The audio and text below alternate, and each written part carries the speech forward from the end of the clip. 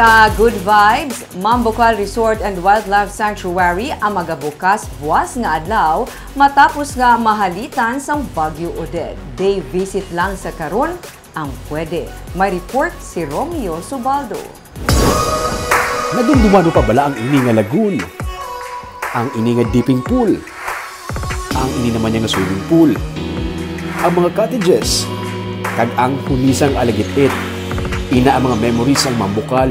Para sa mga batang 70s, 80s kag 90s, ini ang constant nga go-to place sa Negros kung summer. Pero bangod sa pandemic, temporaryo nga nagsira ang Mambucal ang nagserbi bilang nga quarantine center sa mga COVID positive na sulod siyang halos 2 ka tuig. Nakabukas pa ang Mambucal Resort kag Wildlife Sanctuary sang makadali sang bulan sang Disyembre, pero matapos manghalit ang bagyo nga Odette, liwat naman ini nga nagsara.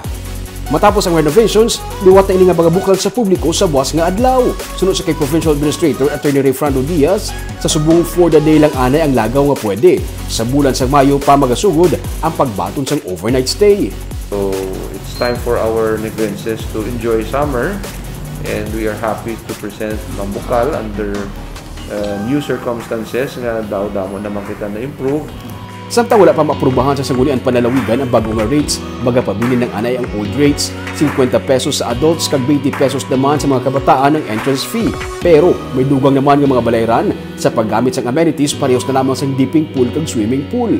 Kag subong, nagabato na sila sang e-payments parehas sang GCash kag credit card. Ang hotel sa kay Diaz hindi pa magamit sa subong. Pwede na kita dayon ka try no nga mag e-payments, no? Pwede na kamo ka GCash, pwede naman kita ka credit card, no? For all our reservations, no? Gina-encourage ang mga nagaplano nga magkadto diri nga magpa-reserve, pero magabaton sila sa gihapon sang walk-ins.